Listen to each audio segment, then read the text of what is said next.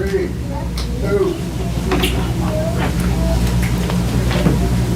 Shabbat Shalom. Welcome back for the afternoon's sermon.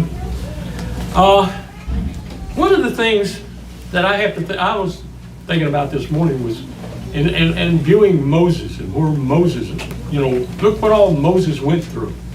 He did everything that he could, and then in one moment of weakness, he blows it all away. It's the same thing that we can do.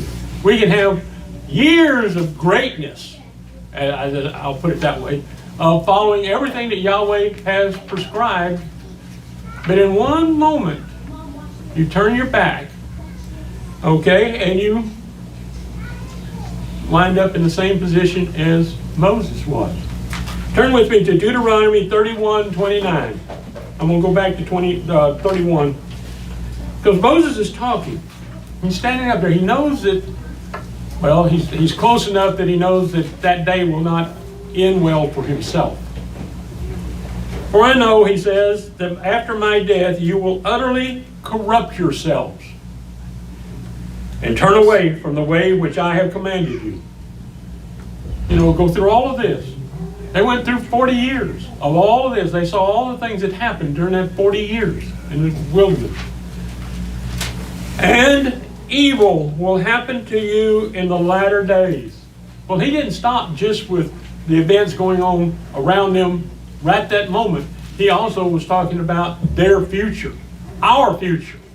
Because if we claim to follow Yahweh, we're under the same commands that they were. The same laws, the same commandments, the same statutes. The instructions that were given. Moses gave it, and we've gone through it in the last few times that I've been up here. Because you will do that which is evil in Yahweh's sight, to provoke him to anger through the work of your hands, creating idols and doing other things contrary to what Yahweh taught. Verse 30, chapter 31, verse 30, Moses spoke in the ears of all the assembly of Israel the words of this song until they were finished. Here's the song. Give ear, you heavens, and I will speak. He's actually calling everything, every spirit, living thing to record this day. Let the earth hear the words of my mouth. My instruction will drop as the rain. It's just pouring down. My speech will condense as a dew, as the misty rain on the tender grass, as the showers on the earth. For I will proclaim Yahweh's name, ascribe greatness to our Elohim. The rock. Have you heard about this rock before? Think about it. Remember it talks about the rock that followed them? Yeshua. The rock, his word is perfect, for all his ways are just. This is talking about the future. Talking about the future, even down to when the Messiah will be on earth. An El of faithfulness who does no wrong. And what was the thing about with Yeshua? He did no wrong. Just and right is he. They have dealt corruptly with him. And so how did he wind up being crucified, or executed, or whatever, or stoned, or whatever happened? If it wasn't for the corruption, were those that lied about him. They are not his children because of this their defect. They are a perverse and crooked generation. And where do we hear that at? Turn over to John 8:43. Yeshua's talking here and answering questions. Why don't you understand my speech? Or why don't you understand or have knowledge of my speech or my sayings? Because they don't listen. Because you can't understand my word. It's anathema to you. It's like what we're talking about there, that when it gets to things that people don't want to hear, click, they turn off the sound in their own ears. They don't listen anymore. Verse 44, Yeshua goes on and says, you are of your father, the devil, and you want to do the desires of your father. He was a murderer from the beginning and doesn't stand in the truth because there is no truth in him. When he speaks a lie, he speaks on his own, for he is a liar and the father of liars. In Gill's commentary, you didn't point that to me. I'm okay. Normally we have to keep Johan's cool down. Once you get high. In Gill's commentary on this, John 8:44, he was actually a murderer of Adam and Eve. Do you think about that?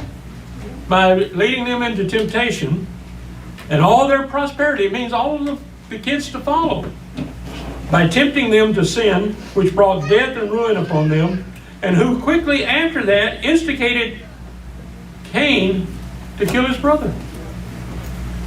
And has had more or less a concern in all murders committed since then.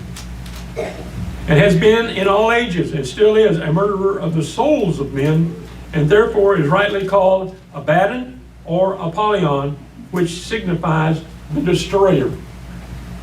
Philippians 2:15, you may be blameless and harmless, the sons of Elohim without rebuke, in the midst of a crooked and perverse nation, among whom you shine as lights in the world.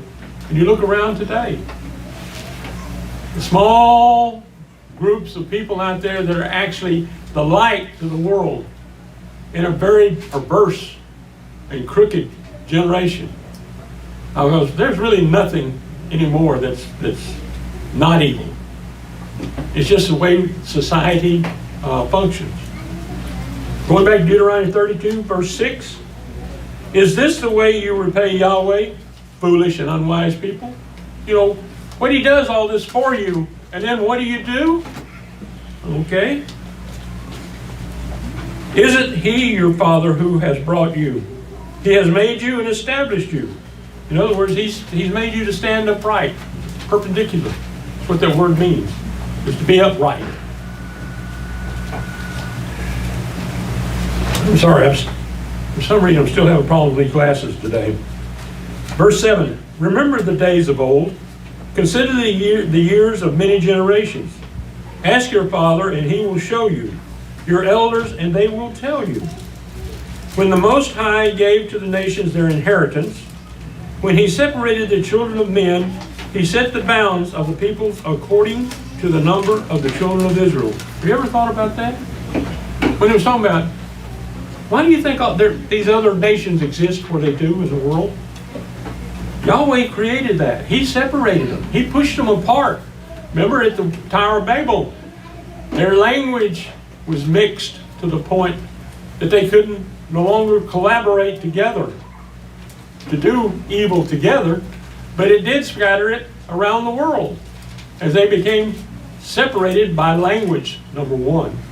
And then as time went on, by cultures and other things that happened. You ever realize that just like with Israel, Yahweh gave those at the Tower of Babel their inheritance of where they wound up being, the land that they wound up being in, whether they were in Siberia or the deepest point of Africa. Yahweh set those standards. He gave them a place to be, just like later on, and it was according to the children of Israel, what they got as a inheritance. Because when you look at Israel today, this is not Israel that Yahweh set up.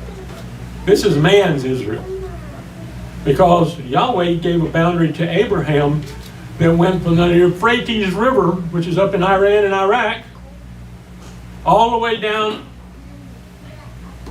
through I'll think of it in a minute. No, the Fertile Crescent. Well, the Fertile Crescent is one way of putting it, but the river. Jordan? The Jordan. Okay, down across there, and then when he got into it, it said to the great river in Egypt. It's not the Nile, and it's also not the Suez, because that didn't exist. It's actually a dry riverbed that whenever it rains, it has water in it, but until it drains out into the Mediterranean or drains south into the Red Sea. So it went into an area about halfway into Sinai. But it also, when you think about it, this was Abraham's descendants. So that included Ishmael.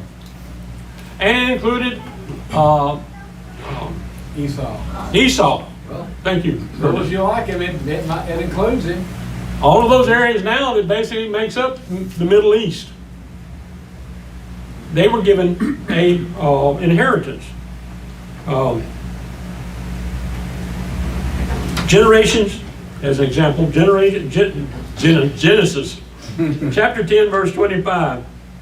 To Eber, because I've had this discussion with somebody in the last week, and I just couldn't get it across to them. That Eber, to Eber. Now, who is Eber? Eber is the grandfather of Abraham. Okay? To Eber were born two sons. The name of one was Pegleg, for in his days the earth was divided.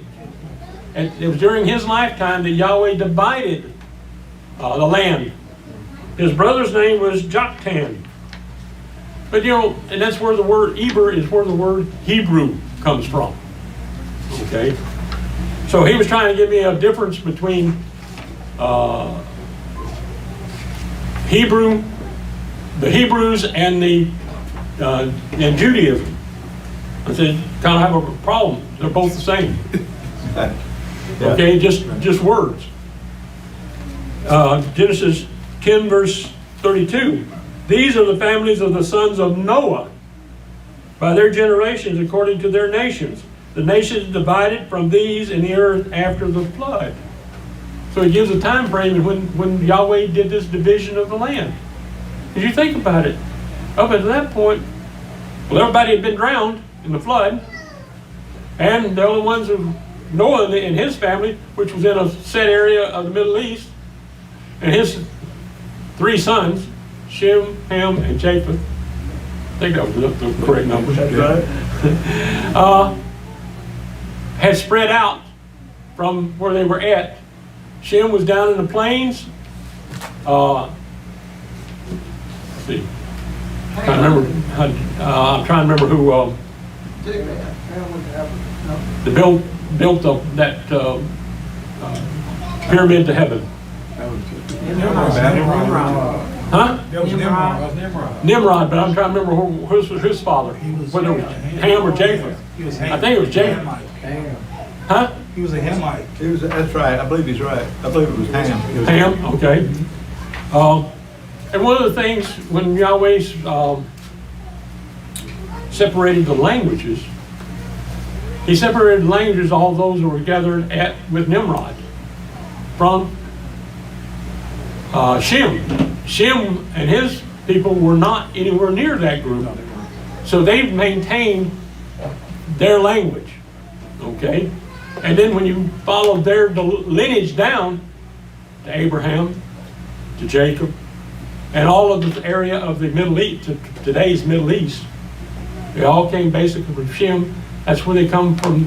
They use the term Semite and the Semitic languages. That's why Abraham could go from up in Chaldee down into Canaan and then down into Egypt, and was able to make deals with people, could talk to them because they were all the Semitic language. So when people try to give this big thing that Hebrew is this great, perfect language, it's not. It is well, I won't use the term, but when somebody is not born on the right side of the blanket. It's a mixture. And so you don't have a perfect language out there. But anyway, we'll go on from there. We'll have one in the future. Huh? We'll have one in the future. Yeah. Going back to Deuteronomy 32, verse 9. For Yahweh's portion is his people. Jacob is the lot of his inheritance. He found him in the desert land, in the waste howling wilderness. He surrounded him. He cared for him. He kept him as the apple of his eye. Because that's where the inheritance came through. From Abraham to Isaac to Jacob, and then the 12 tribes.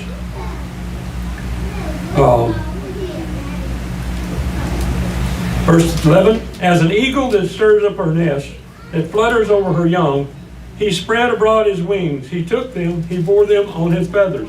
He's talking about Yahweh and how he protected Jacob's descendants, Israel. Yahweh alone, verse 12, led them. There was no foreign god with him. He made him ride on the high places of the earth. A lot of this is, poetic license. He ate the increase of the field. He caused him to suck honey out of the rock, oil out of the flinty rock. They're just talking about it's hard to get, when they talk about oil in here, it's shemen, which is olive oil. And it is hard. It takes a lot of weight to press olive oils. You take the olives and you put them on this end with a press over the top of them, a pole over the top of them. It has where it fits down real tight over the container where they have the olives. And then you have to add weights out here at the end. And you let it sit, and the weight will just slowly move down and squeeze the oil out of it. That's where you want what they call cold pressed extra virgin olive oil. It's the best.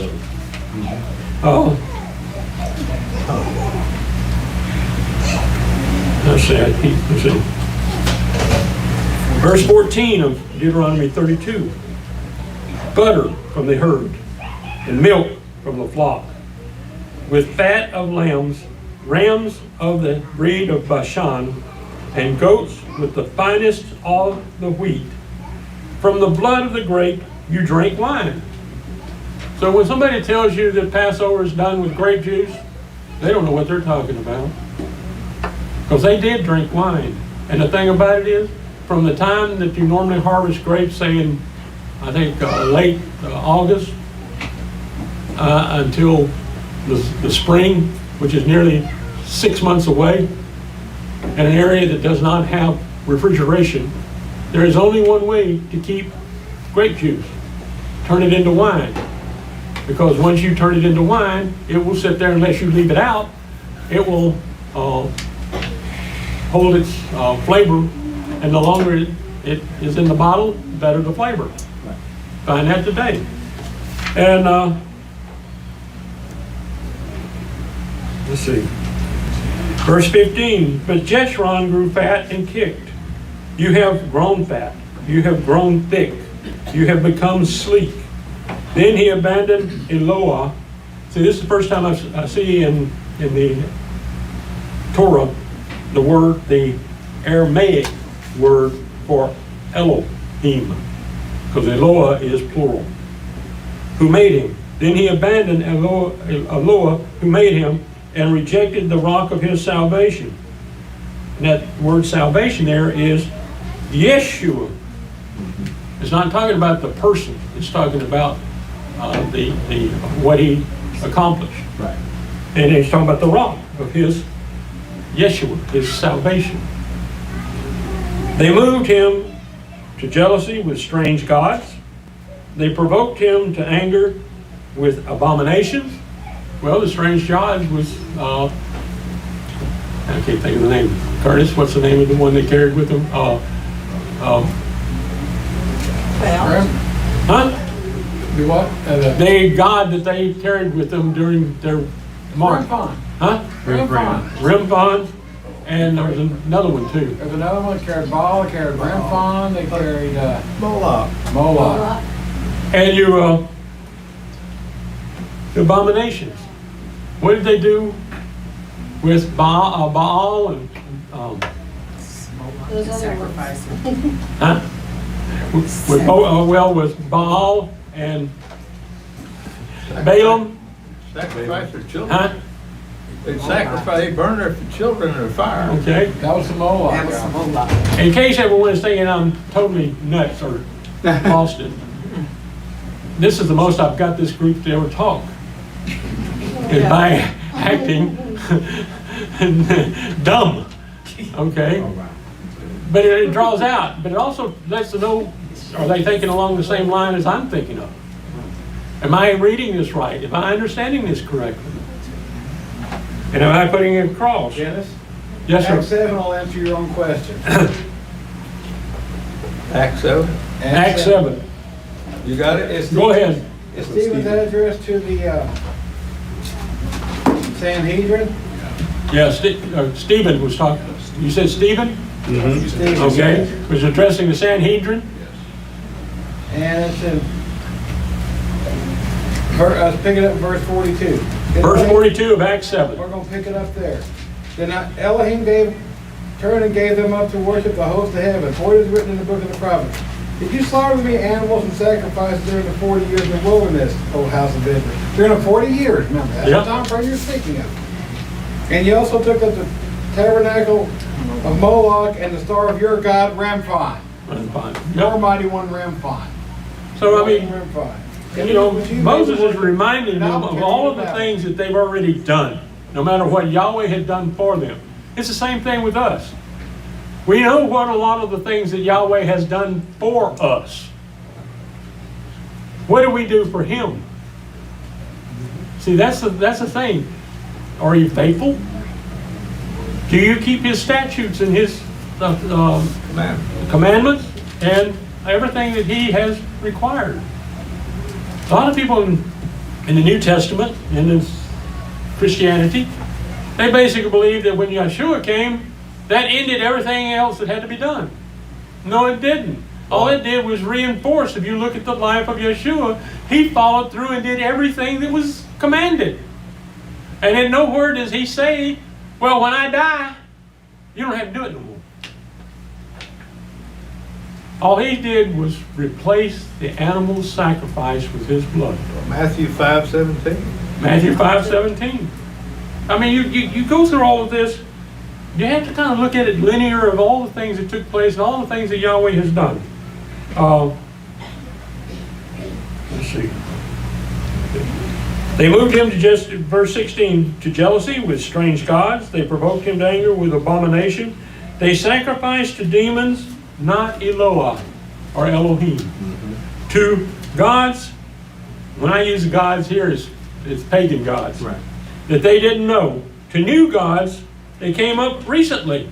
So they didn't stop with just a few. Every time they come into something new, well, they added them, which your fathers didn't dread. Verse 18, of the rock who became your father, you are unmindful and have forgotten El who gave you birth. Yahweh saw and abhorred because of the provocation of His sons and His daughters. He said, I will hide my face from them. I will see what their end will be. How many people have seen Yahweh? How many have you seen face to face? See, He says that He would withhold His face from them. And yet, Moses saw Yahweh. Well, Moses combined, huh? you just have to know which one you're talking about because there's more than one. Yeah, but They were talking to Joshua before Yeah. he was human. that's who they're talking about here in all of these verses. Yeah. It's about Yahshua. Verse 20, He said, I will hide my face from them. I will see what their end will be. No longer having daily contact like He did with Moses, for they are a very perverse generation. I love that they use that term, perverse generation. Children in whom is no faithfulness. They have moved me to jealousy with that which is not El, or not a God. Because there's only one God. There is, well, we say one God. What we mean by one is like a couple or married couple is Adam and Eve were one. Echad. Ehad. Yahweh and Yeshua is one. Ehad. One, doing what needs to be done. They have provoked me, going on verse 21, to anger with their vanities. I will move them to jealousy with those who are not a people. So he will bring those up against them that are not his people. I will provoke them to anger with a foolish nation.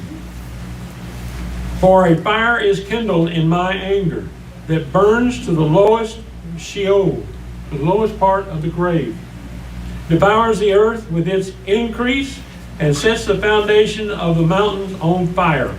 Look around at this world today.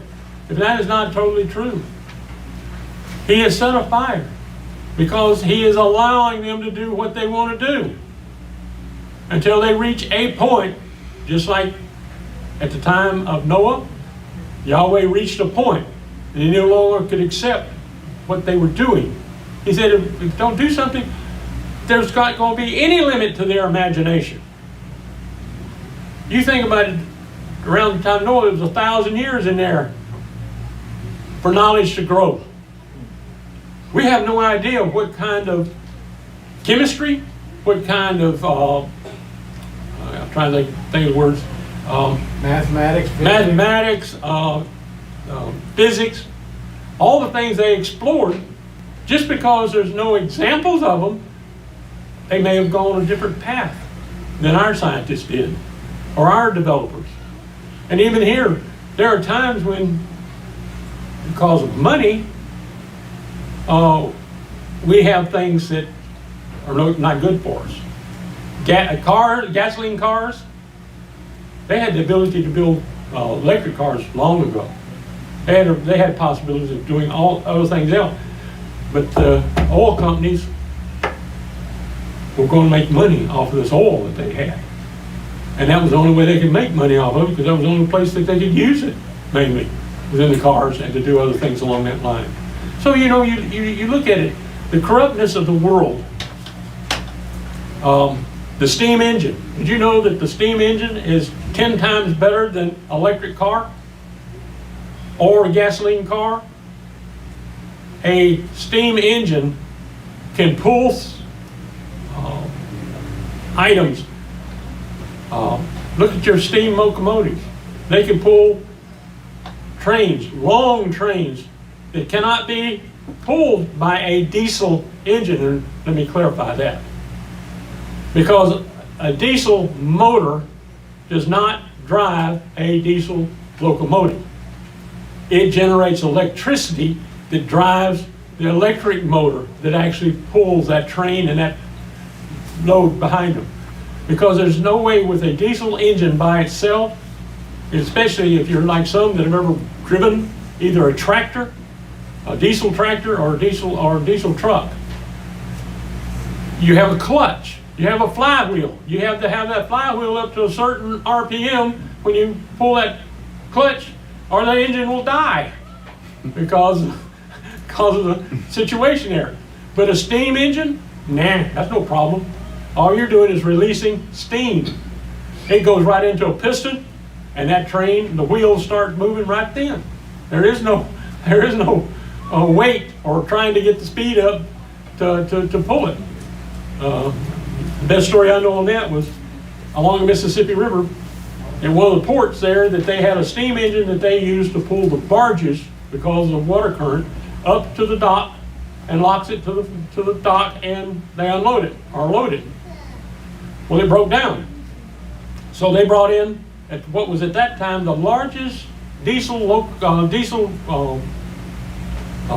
For the tug? the largest diesel D9 Caterpillar. Oh. Okay, and they would hook it up to the barge, and the driver would rev the motor up so he had the RPM. Then he'd pop the clutch on it, and he'd go chuk chuk chuk chuk chuk, baby, and then he'd go a certain distance, and then the current would catch the barge, and then the D9 would slide back. It couldn't handle it. So I mean, you know, these are the things that you have happen to you. Man, that's a big one. And so, let's see. 23. 23. Okay. He goes on and says, I will heap evils on them. I will spin my arrows on them. And what has he just talked about in 28 and 29? Talks about the blessings and the curses.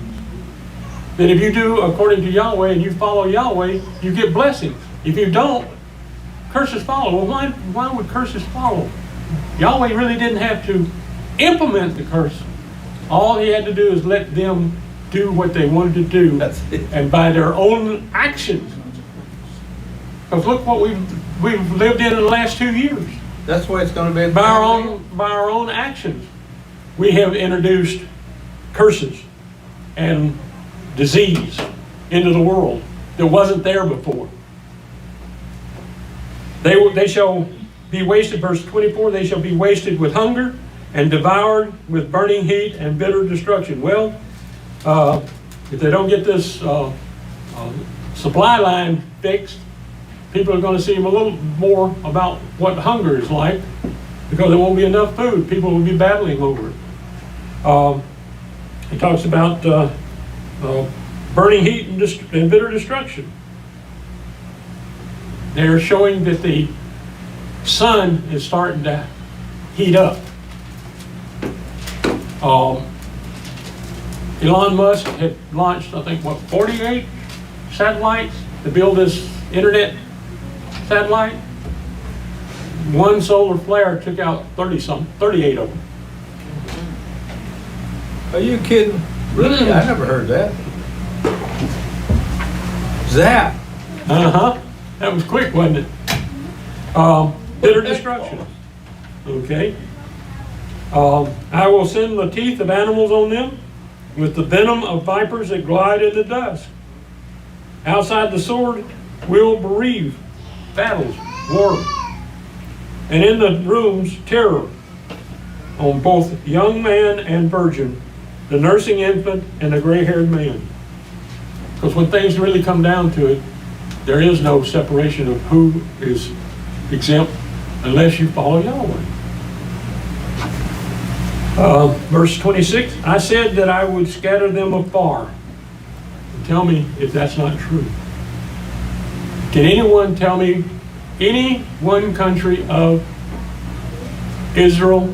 I'm talking about 12 tribes, the children of Israel. Not some place calling itself Israel, but the children of Israel. One that exists anywhere out there. I would make their memory to cease from among men. Can anybody tell where Naphtali is? Where Dan is? Where, I'm just naming them all, the ones I can think of. Today. From Issachar. Issachar? Judah. Where is Judah? Where are the descendants of Israel today? The ancient 12 tribes. We can speculate, but technically their memory has ceased from among men. They are scattered among the nations. Remember, Moses is speaking to all 12 tribes, not just Judah or the Jews, when he did this. All 12 tribes were there before him. Verse 27 of 32. Were it not that I feared the provocation of the enemy, lest their adversaries would judge wrongly, lest they would say, our hand is exalted. Yahweh has not done this. At that time he had not done it. He did it later, when they sinned to the point where he allowed it to take care of it. So they are a nation void of counsel. And I tell you, it's still void of counsel. There is no understanding in them. Only that they were wise, that they understood this, that they would consider their latter end. But actually consider what's going to happen. Not what is happening today, but what is going to happen in the future. You look at all of the decisions that have been made in the last 2 years, how it's changed this entire economy, it has changed this entire nation, and has made our life miserable, and our kids' lives utterly miserable. There's been a great increase in teen suicides. They can't see a future. Yeah, well, that's basically it. You look out there, and no matter what you hear, and I'm not talking about conspiracies. I'm talking about just listening to the ones that are out there talking. Dr. Fauci and his, well, I say this week, no mask. Next week, a mask for 2 weeks. The next week, a mask only on odd days, type thing. And with the kids, they go, wait a minute, this don't make sense. If it's good not to do it this week, why is it bad to do it? Have to do it this week. And and they look up to the adults and they don't see the adults doing any better. So it goes on here, for they are a nation void of counsel. There is no understanding in them. Oh, that they were wise, that they understood this, that they would consider their latter end. Verse 30, how could one chase 1,000 and two put 10,000 to fight unless their rock had sold them and Yahweh had delivered them up? And Yahweh decided to let them deliver it up when they tried to do this. Okay? For, verse 31, for their rock, pagan gods, is not our rock. Even our enemies themselves concede.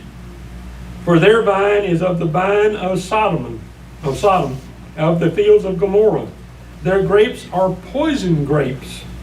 Their clusters are bitter. Their wine is the poison of serpents, the cruel venom of asp. Isn't this laid up in store with me, sealed up among my treasures? Vengeance is mine, and recompense at the time when their foot slides, for the day of their calamity is at hand. Their doom rushes at them. Romans 12:19. Don't seek revenge yourselves, beloved, but give place to the Father's wrath. For it is written, vengeance belongs to me, I will repay, says Yahweh. Back to verse 36 of Deuteronomy 32. For Yahweh will judge his people and have compassion on his servants. When he sees that their power is gone, that there is no one remaining, shut up or left at large, he will say, where are their gods? The rock in which they took refuge, which ate the fat of their sacrifices and drank the wine of their drink offering. Let them rise up and help you. Let them be your protection. See now that I myself am he. There is no God with me. I kill and I make alive. I wound and I heal. There is no one who can deliver out of my hand. When Yahweh decides his punishment, ask the people of Gomorrah. Ask the people that were before the flood. I mean, when it came down suddenly. And it was from Yahweh, because you can go into chapter 19 of Genesis, and it says that Yahweh called down fire out of heaven from Yahweh. That was what burned up the two cities and the other cities of the plain. And it says, verse 40, for I lift up my hand to heaven and declare, as I live forever, just like he did at Sodom and Gomorrah. He lifted up his hand and called down fire out of heaven, from Yahweh out of heaven. If I sharpen my glittering sword, my hand grasp it in judgment, I will take vengeance on my adversaries and will repay those who hate me. What happened in Egypt? At midnight, all of the firstborn died. Lots of people died. Yeah. That's what he's talking about here. And later on, when Sennacherib was planning on surrounding Jerusalem, and overnight his entire army dropped dead. So, verse 42, I will make my arrows drunk with blood. My sword shall devour flesh with the blood of the slain and the captives, from the head of the leaders of the enemy. Verse 43, rejoice, you nations, with his people, for he will avenge the blood of his servants. He will take a vengeance on his adversaries. and will make atonement for his land and for his people. One of the things I think about there when I'm talking about this, people are so worried about dying. Don't be. Because see, Yahweh has the ability to resurrect you. The only one that has that ability, him and Yeshua, the only ones that can resurrect you. So you're dead one moment, or asleep, if you want to put it that way. And the next moment, your consciousness, you're in a totally different setup. Yes, Bob? I really, as I'm reading through this sounds like an end time prophecy to me. Yeah. Well, it's a prophecy that carries through the decades to that end time. Sure. Well, I mean, but it's basically it happened then, but it's happening. It looks like it will be even worse based on what we're reading here at the end of this age. Well, it's like I think it's trying to read it, but first the northern 10 tribes, after the division between the two tribes, went into captivity, and then the captivity of 587, where Judah and Benjamin and Levite went into captivity. By that time, all the people basically had been sent into captivity except for a small remnant. That's, yeah. Huh? Yeah, it's a type and an antitype. Yep. So, you know, there's things that he's talking about here that has happened and things that were going to happen because of what Yahweh decides is to when to either bless them or allow the curses to take hold. Can't say we haven't been warned. Yep. Moses came and spoke all the words of this song in the ears of the people. He and Joshua the son of Nun. Moses finished reciting all these words to all Israel.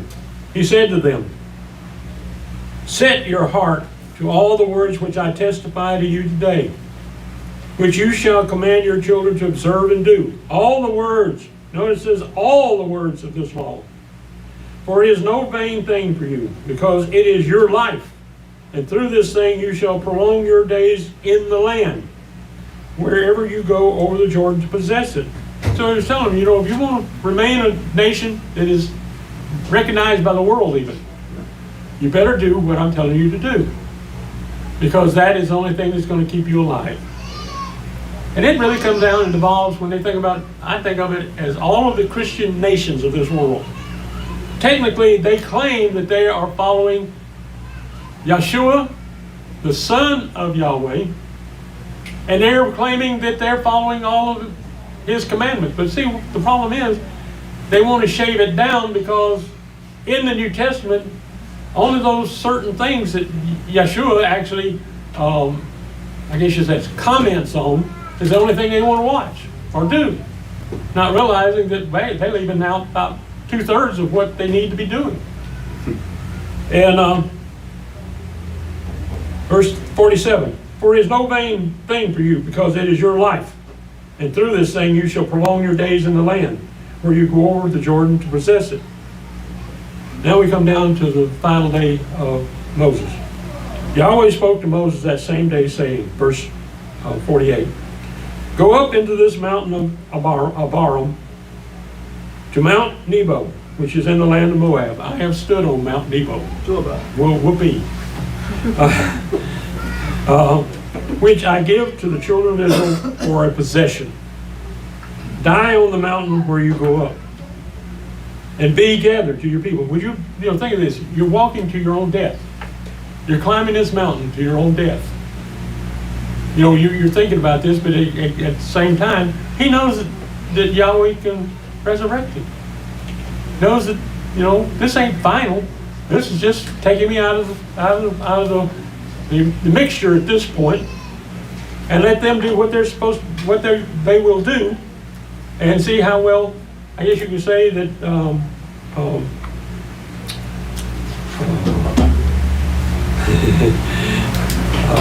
Well, Moses had the epitome of faith. Joshua, if there ever was a faithful man. Yeah. He wasn't worried. Go up to the mountain, verse 49, of Abarim, to Mount Nebo, which is in the land of Moab, which is across from Jericho. So, and see the land of Canaan, which I give to the children of Israel for a possession.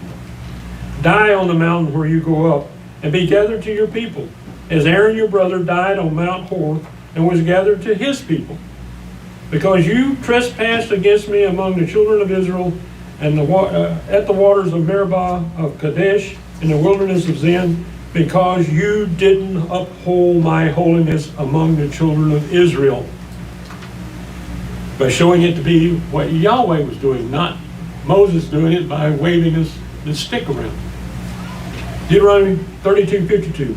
For you shall see the land from a distance, but you shall not go there into the land which I give the children of Israel. Numbers chapter 27, verse 7. Numbers chapter 20, verse 7. Yahweh spoke to Moses, saying, take the rod and assemble the congregation, you and Aaron your brother, and speak. Notice what he said, speak to the rock before their eyes, that it pour out its water. You shall bring water to them out of the rock, so you shall give the congregation and their livestock drink. They had been out without water considerable time. Verse 9, Moses took the rod from Yahweh as he commanded him. Moses and Aaron gathered the assembly together before the rock, and he said to them, hear now, you rebels. He just destroyed everything. Just with that comment. It's no longer Yahweh providing water. It's Moses yelling at them and telling them, what you need to do is listen. Shall we bring water out of this rock for you? We? Moses and Aaron wasn't going to bring a drop of water out of that rock. It's all through Yahweh. Moses lifted up his hand and struck the rock with the rod twice. Well, not only did he just, instead of holding the rod up before it and letting Yahweh's power through that bring forth the water, And just speak. he struck it. It was not his star, and it wasn't told us. And water came abundant in the congregation of life. Yahweh said to Moses and Aaron, because you didn't believe in me to sanctify me in the eyes of the children of Israel, therefore you shall not bring this assembly into the land which I have given you. All this just because suddenly he had one day of really a bad day, I guess, and just had to let them have it. These are the waters of Meribah, because the children of Israel strove with Yahweh, and he was sanctified in them. Chapter 33, verse 1. Moses' final blessing on Israel. This is the blessing with which Moses, the man of Elohim, blessed the children of Israel before his death. See, normally you see, when Jacob blessed the children of Israel, I think in 49, Genesis 49, 48, 49. This is another blessing, but this one comes from Moses before his death. He said, Yahweh came from Sinai and rose from Seir to them. He shone from Mount Paran. He came from the 10,000s of holy ones. At his right hand was a fiery law for them. Yes, he loves the people. Verse 3. All his saints are in your hand. They sat down at your feet. Each receives your words. Moses commanded us a law, an inheritance for the assembly of Jacob. He was king in Jeshurun, when the heads of the people were gathered, all tribes of Israel together. Let Reuben live and not die. When you think of all the things that Reuben had done, and because he was part of the ones that will sell Joseph into slavery, or did connive to sell him into slavery. Nor let his men be few, his descendants, his male descendants. Let Reuben live and not die, nor let his men be few. Verse 7. This is for Judah. He said, hear, Yahweh, the voice of Judah. Bring him into his people. With his hands he contended for himself. You shall be a help against his adversaries. Goes on about Levi. About Levi, he said, your Thummim and your Urim are with your Holy One, who you proved at Massah, with whom you contended at the waters of Meribah. You shall put in the breastplate of the judgment. Going back to Exodus 28:30. Talking about the Urim and Thummim. You shall put in the breastplate of judgment, the Urim and the Thummim, and they shall be on Aaron's heart when he goes in before Yahweh. And Aaron shall bear the judgment of the children of Israel on his heart before Yahweh continually. That was with the Levites. Their job was to stand between their death and Yahweh. Literally with the sacrifices. They had to be ritually pure, so that when they ate, they had to eat of the sacrifice. When they ate of that sacrifice, then Yahweh took that sin away. They had to be strong enough to withstand it because it came to them. They were standing there between the sinner and Yahweh. Deuteronomy 33:9. He said of his father and of his mother, I have not seen him. He didn't acknowledge his brothers, nor did he know his own children. We're still talking about Yeshua. For they have observed your word and kept your covenant. Matthew 12:48. He was talking about, these are your brothers and sisters. Okay. But he answered him who spoke to him, who is my mother? Who is my brothers? And he stretched out his hand toward his disciples, and he said, behold, my mother and my brother, meaning all of them as believers. For whoever does the will of my Father who is in heaven, he is my brother and sister and mother. Going back to Deuteronomy 33:10. They shall teach Jacob your ordinances and Israel your law. They shall put incense before you and burn a whole burnt offering, talking about Levi, in your altar. Verse 11, Yahweh bless his skills, accept the work of his hands, strike through the hips of those who rise up against him, of those who hate him, that they not rise again. Verse 12, about Benjamin he said, the beloved of Yahweh will dwell in safety by him. Get any idea what that means? Have any earthly idea what that means? He covers him all day long, and he dwells between his shoulders. Joshua 18:11. The lot of the tribe of the children of Benjamin came up according to their families. The border of their lot went out between the children of Judah and the children of Joseph. Okay? But there's another aspect here. The temple was located in the tribe of Benjamin. Not in the tribe of Judah. It was in the tribe of Benjamin.